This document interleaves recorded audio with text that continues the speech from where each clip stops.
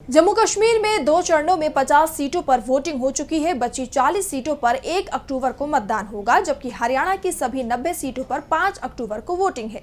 Voting से पहले आज कांग्रेस और बीजेपी के दिग्गजों ने जमकर प्रचार किया और एक दूसरे पर सियासी तीर चलाए। तो आज चुनाव प्रचार में क्या था खास, देखिए इस रिपोर्ट में।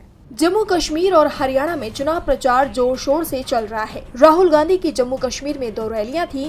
पहली रैली रामगढ़ में थी तो दूसरी रैली खौर में थी, लेकिन जम्मू कश्मीर में भारी बारिश और खराब मौसम के चलते रैलियों को रद्द करना पड़ा। 28 सितंबर को अब प्रियंका गांधी कश्मीर में चुनाव प्रचार करने के लिए पहुंच रही है। उनकी 2 रैलियां हैं। इस बीच बीजेपी के लिए केंद्रीय गृह मंत्री अमित शाह ने हरियाणा में 3 रैलियां की। रेवाड़ी में पहली रैली में शाह ने कहा, सेना में भर्ती होने वाले हर अग्निवीर को पेंशन वाली नौकरी देंगे।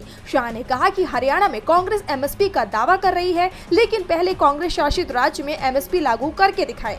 शाह के बयान पर भूपेंद्र सिंह हुड्डा ने पलटवार किया। उन्होंने डीबी लाइव से बातचीत करते हुए कहा कि चुनाव के समय बीजेपी की सरकार कहती है कि 24 फसलों पर हम एमएसपी देंगे, लेकिन हरियाणा में तो 24 फसलें होती ही नहीं है, तो एमएसपी किस पर देंगे। बीजेपी सरकार धान पर 23 रुपए एमएसपी का दावा करती है, लेकिन हरियाणा की मंडियों में 18-1900 से ज्यादा कीमत नहीं मिल रही है। बीजेपी के घोषणा पत्र को कांग्रेस की कॉपी बताते हुए हुड्डा ने कहा कि पहले हमारा घोषणा पत्र आया और फिर दूसरे दिन बीजेपी वाले घोषणा पत्र ले आए। हमने कहा कि 2 लाख पक्की नौकरी देंगे, तो बीजेपी ने भी इतनी की ही बात की। बीजेपी दावा करती है कि 1.5 लाख नौकरी दी, लेकिन क्या दिया? नौकरियों में ना तो मेरिट है और ना ही आरक्षण। जिस नौकरी में 40,000 मिलने चाहिए उसमें 15,000 रुपए दिए जा रहे हैं, लेकिन हम पक्की नौकरी देंगे। साफ है, कांग्रेस के दावों के आगे बीजेपी हाफती हुई दिखाई दे रही है।